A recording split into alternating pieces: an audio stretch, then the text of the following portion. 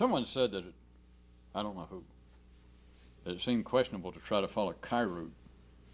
But then somebody else one time, I assume he doesn't mind me telling this, someone told Kyroots that it was a shame, they speculated, I should add that. They probably said, hey, I speculate.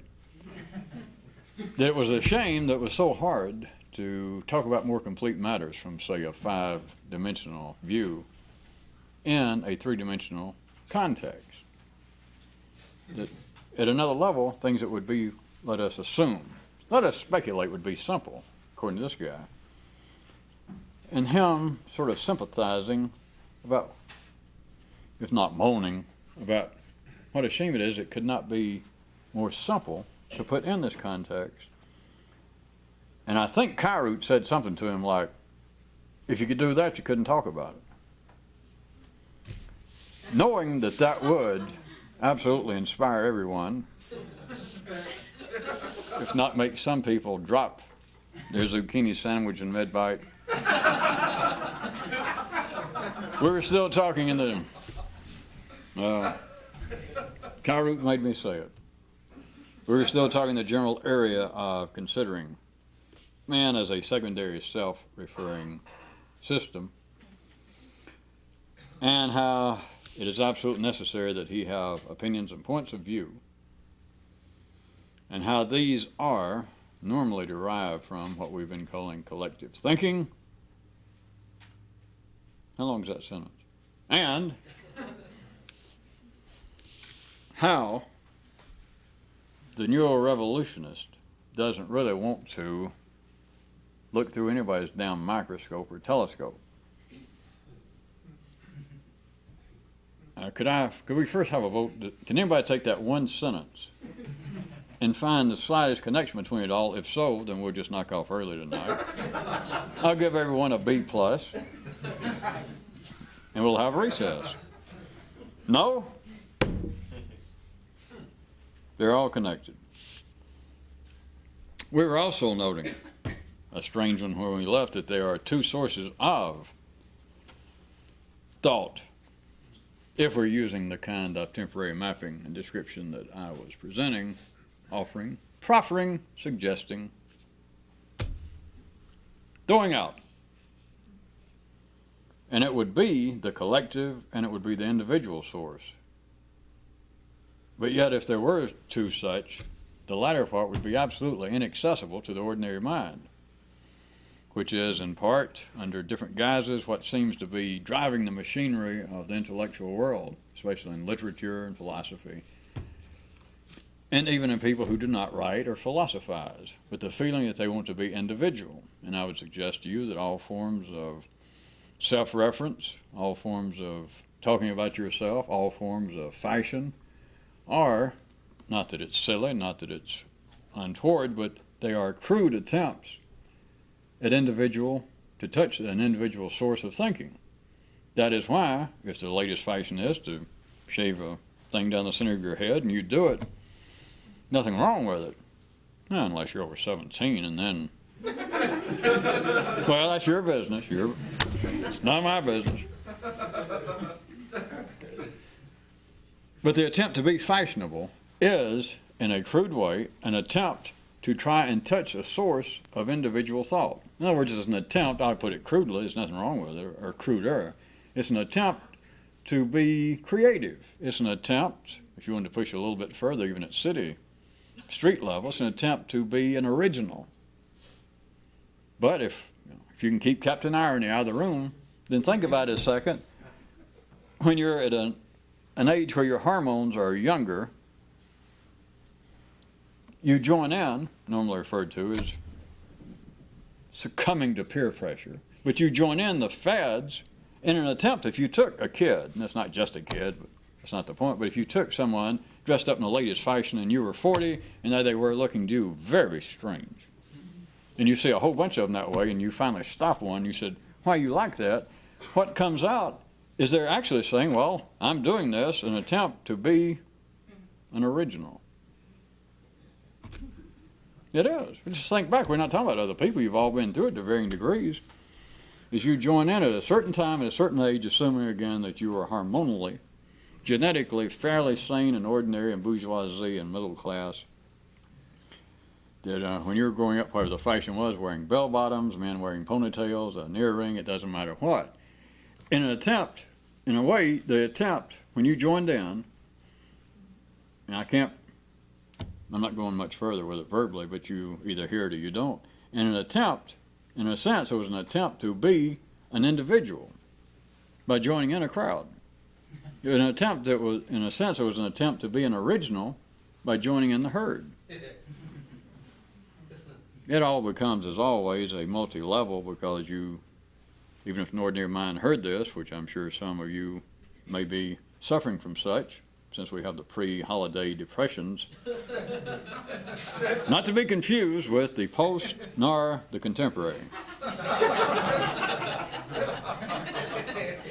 But at any rate, you could say, well, yeah, it's, if you take, let's say, teenagers, make it easy, and you say, well, at that age, they're trying to band together in their own little tribe, and so you don't make fun of it. You can't be sarcastic and say, well, they're trying to be original by being part of a group, because that group, vis-a-vis the adult world, is trying to be original. Yeah.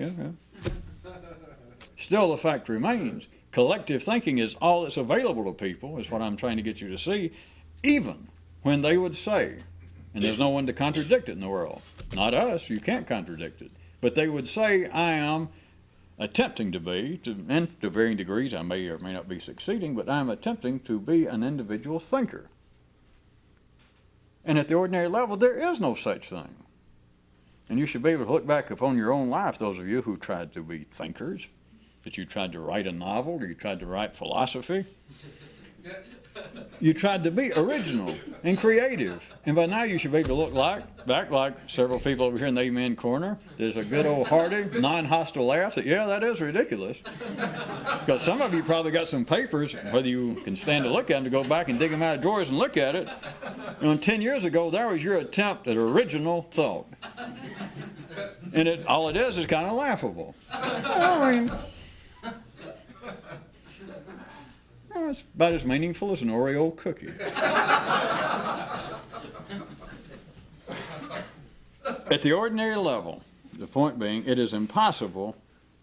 I guess I should leave it. I like the way I put it. That individual, a source of individual thought, would be generally inaccessible to the ordinary mind. Not because people are stupid, not because people are dumb, but it is that the nervous system is nurtured by the collective thought. And all the dreams of being creative, all the way from artistic to people that I want to paint something that's never been painted, I want to find the lost chord, I want to be able to talk to the cosmic forces, or scientists, I want to be able to some way finally go back to the original, or at least a split second after the Big Bang. All of that is an attempt. They're saying, I want to be original. And even if they do not add this, of course, you should note, they're saying in a tacit, the tagline of it is, I want to be, or the rest of the sentence is, I want to be an original intellectually. Because you can't be original anywhere else, or you're just back to the crude version. In other words, everyone knows, if it was put to them that way, that you cannot be an original physically, let's say. You can attempt to change, which again, I point out to you, is a kind of crude, feasible, during this life, attempt to be more of an original. But that's not what does it, because you cannot be an original physically. That is, unless you could grow a third eye, that you could grow another arm under here, or other things we won't go into. You cannot be an original physically. You are what you are. People are attempting. The drive of life to expand through man is, as always, I go back and point out, the only place it's possible to move is in the nervous system here. It's all keep pushing like that. And so since any kind of individual originality, any kind of source of truly what would be individual thought compared to what's available now, since it's inaccessible, what do people do? They try to be faddish, they try to join in, or conversely, they try to go against whatever the collective is, which is no different. Or they will revert to that which seems to be possible, as they will try to change themselves physically. Now, you can do it simply through a haircut, or you can lose weight, you can gain weight, you can work out at a gym, you You can have plastic surgery. It's all just a hobby. But you understand, to try and say, well, why did you save or go into debt for $20,000 to have plastic surgery? You know, to me, just as your friend, I'm telling you, you don't look that much better. You know, no offense. Because at city level, pardon me for waxing philosophical, but let's put it this way. At city level, you do what's possible, right? Well, sure you do. And there's only other people out there that make fun of it, and they make fun of it because they can't afford it. You know, at the ordinary level, you know, I'm a critic. I don't get it, because I'm a critic. You know, it's only people just within the general mainstream of city life that stick out their tongue and criticize people for having plastic surgery. The only people that do that, again, in the same midstream of those who would have it done. The only those that criticize it are those who can't afford it. That's just one example. Are there more? Sir, are you alive? Have you ever looked around at life?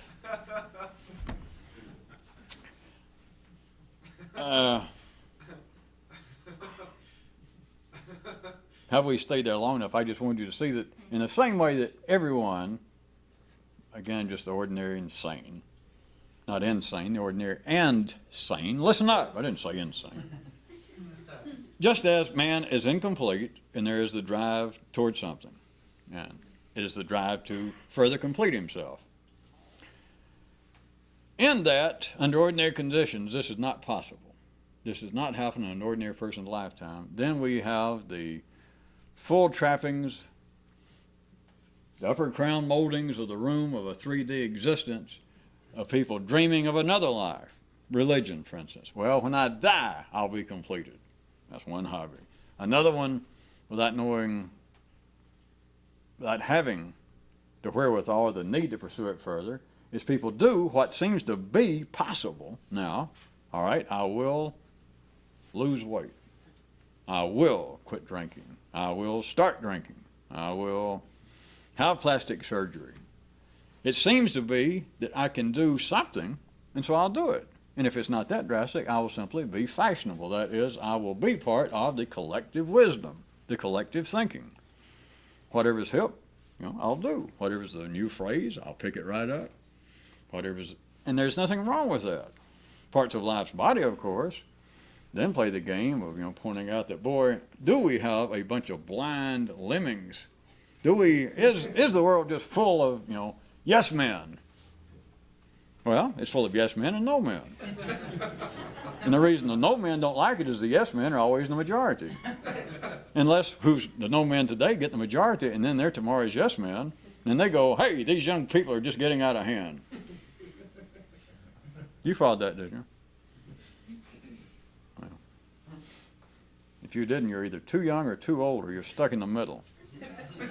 And you should remember that recent Kyroot that pointed out that one old man only talked to the kid to be polite.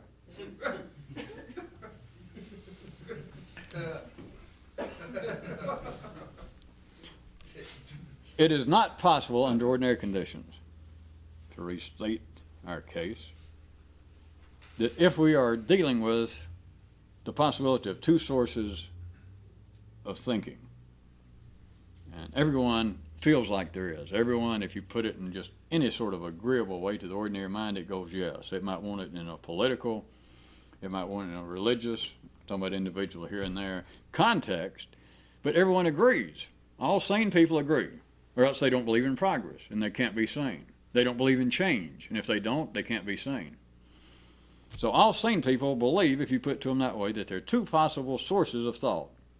One more time, they might, very likely, some person over here would take that in a religious context. Oh, you mean there's a Jewish way of thinking, and then a non-Jewish, or somebody would say there's an Islamic way of thinking, and then an infidel way of thinking. Ordinary people, if they're more humanistic, might say, well, there's a proper, decent way of thinking, and there's a non-decent way of thinking. So everyone agrees. Any sane person agrees, even though I made up the little description, that there are two sources of thought possible. But the thing is, if you're going to look at it as being collective and look at it as being individual, one more time so that you don't see that I'm just trying to give it a more detailed description, ordinary people would say, all right, what you mean by collective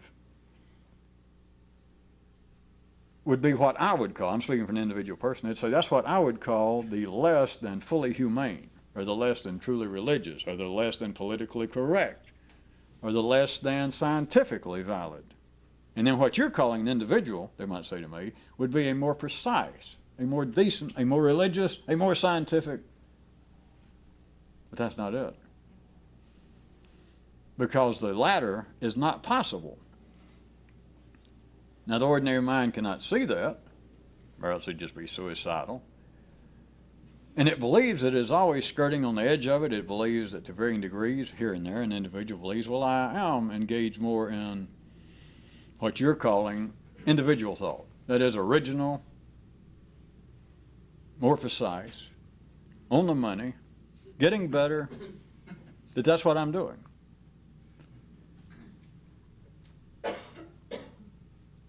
That is just another description, not to discount the last few minutes, but it is, in a way, just another description of the less than adequately described drive in all people to complete themselves. But not physically, not spiritually, not emotionally, not any other definable way. Because that's not the point. If collectively they can define it, whatever's been defined, whatever group anywhere says, well, what you're saying, the desire to complete oneself, we call, correctly so, says this group, we call that conscience, or we call that the drive to be a good Hindu, the desire to be truly free and democratic. Whatever it can be called is not it, because that is a collective view of it. That's the best they can do, but that is one reason, again, if you recall from last time, that all of life is involved with brand name viewpoints of religious, scientific, and artistic, and rational, and democratic, and socialistic, and all of them, in essence, are advertising and are saying, come over here and look through this, and a revolutionist don't want to look through there. Because a revolutionist, once he has any idea, once he can let go of that little feverish grip of that bus ticket, if you can ever let go of that at all, you don't ever want another goddamn bus ticket, much less for somebody to say, hey, come over and look through this. I mean, if you spent 20 years trying to get your eye away from one thing and somebody say, come look through this, if you're a revolutionist, if you have certainly gone somewhere internally in your nervous system that's not in the old neighborhood, you do not want to look through anybody's anything. It doesn't matter who. You don't go, well, give me more details. You don't need details. That was what the original was last time, was if it's got a brand name, forget it. And of course, there is no such thing in the city as generic investigatory instruments. They keep dreaming. They try to call it science. I know that, so don't you would-be scientists write me. Any of you that have a sharp pen or can write. It's been a while since we picked on scientists. But it's been a while since they picked on us, so all right.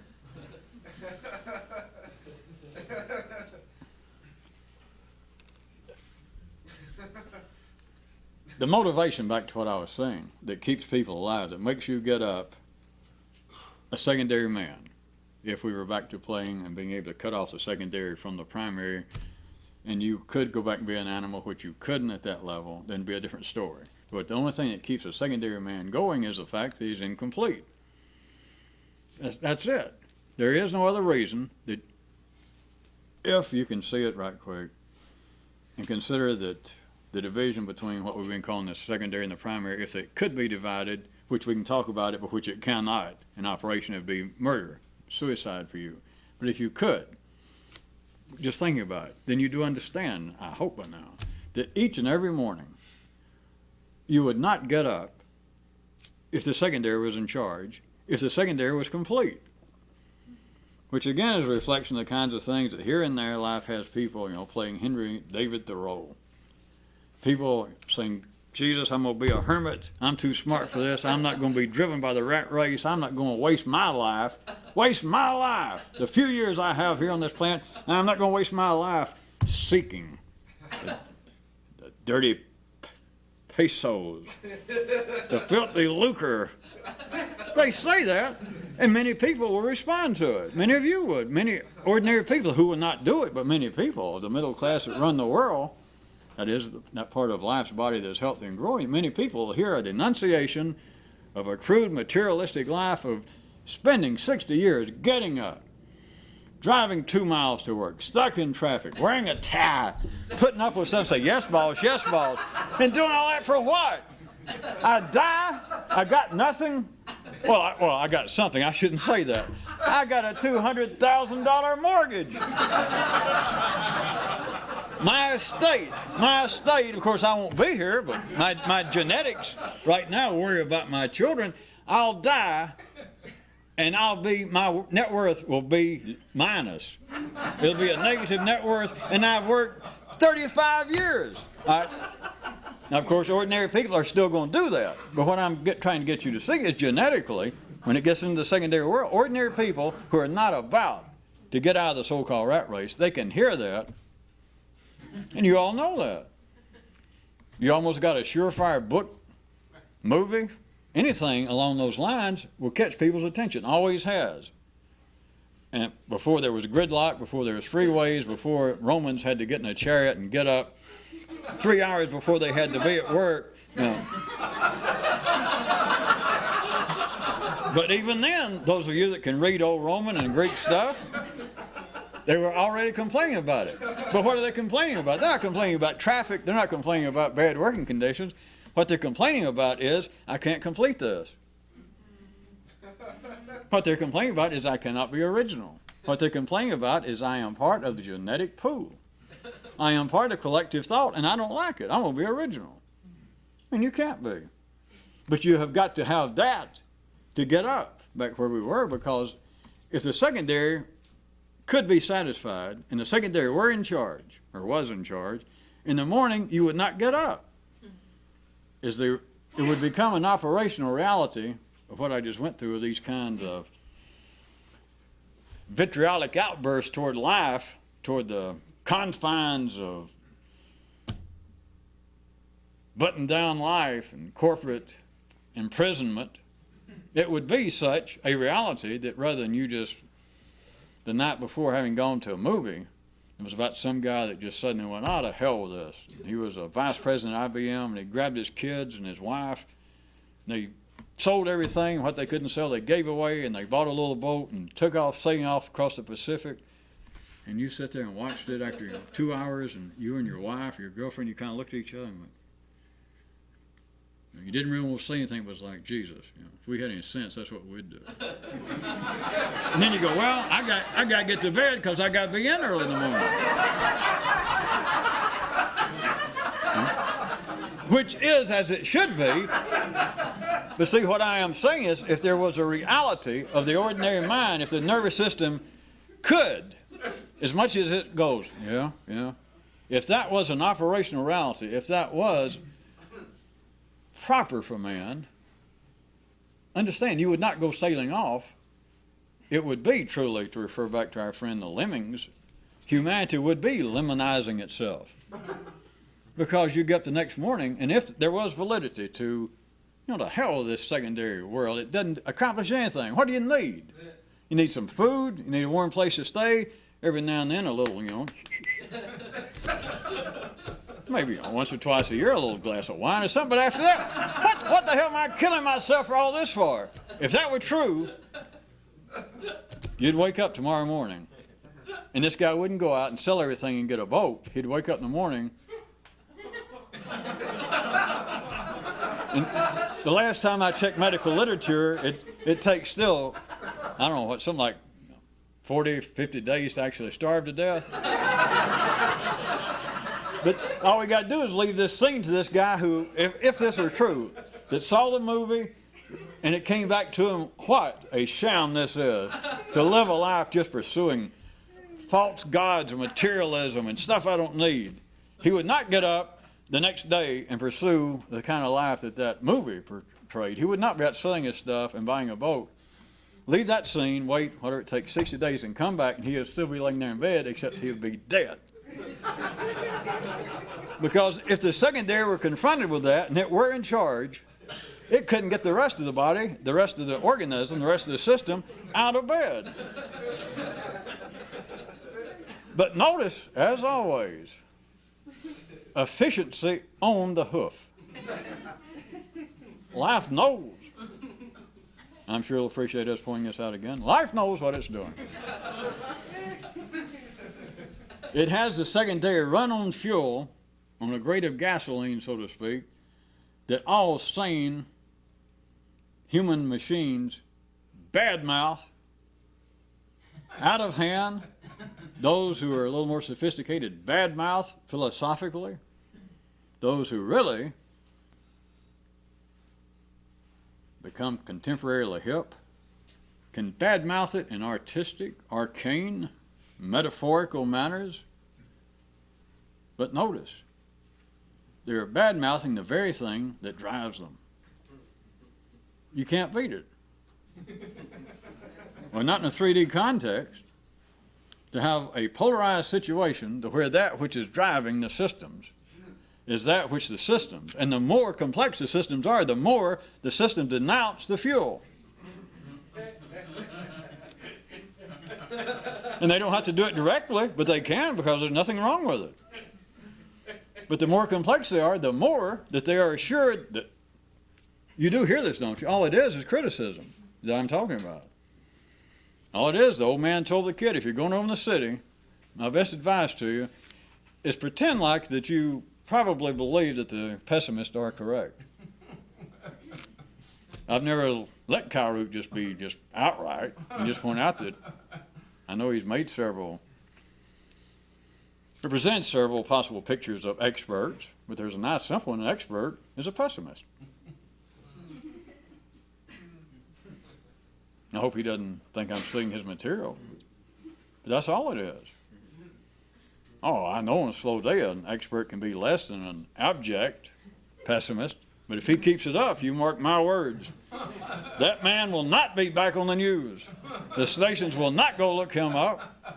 He will drop from sight. He can start off with the credentials of an expert. Here he is, Dr. So-and-so with such and such book. And they say, well, tell us what you think of this. And he says, well, I don't think it's as bad as everyone thinks. And you'll see the reporters begin to go, the anchor people begin to think the ship's sinking. And they go, anyway, they might let it slide once if they don't have access to somebody else. But if that man, if they bring him back on 6 months from then, here is Dr. So-and-so from MIT, the University of Pennsylvania, is so-and-so. What happened today? Whatever it is, economics, politics, foreign affairs. What do you think? And of course, the anchor people always, as anchor people are paid to do, try to set it up, as you know, or you should observe, in such a way to where the expert only has to repeat what they said. Like, does it not seem, as many people are saying today, that the recent events in Bulgaria can do nothing but spell trouble for the Turkish people? An expert says, probably extreme trouble for the Turkish people. And they all nod like, boy, what an expert. Glad to have your expert opinion. But if they bring this guy back a second time, and they say, we can imagine that this bodes no good for the Turkish people. It probably is what everyone's saying today. The guy goes, I don't think it's all that bad.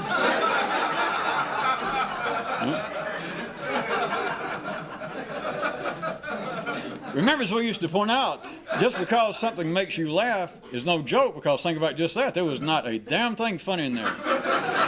No play on words, no puns, no nothing. It was just a statement of fact. I'm just presenting a scene that an anchor person, says, well, I guess this is, as everyone's saying today, going to, this bodes very bad for the Turkish people. And the guy said, well, I don't think so.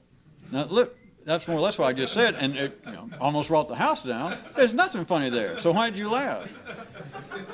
Because of the fact to be an expert in the city? The one I went ahead, as I said, and stole and advanced from Kyroots. To be an expert, you've got to be a pessimist. It's just a simple fact. Collective thinking. I was going to get into another one. We're about to run out. Maybe I'll save it. I will. But we were right to what I was going to say about experts and pessimism. How about this, though? We can end up in some small way. That the thing about collective thinking, and the thing about whatever new or revolutionist would be, at least one thing he would be, is the kind of guy that don't want to look through nobody's damn telescope or microscope or anything else they got. I mean, if they say, come over here and look through it, he don't want to. All right, which I could buffer that from front and back and make all kinds of caveats and conditions and try to say, look over here. But I was going to put crudely like that and then do it this way and say, but it's all you, I know now. A new revolution, whatever he would be, would not simply be a, are you ready? Mere rebel. Comma. But even if he was, he would be so secret about it that you'd never know it.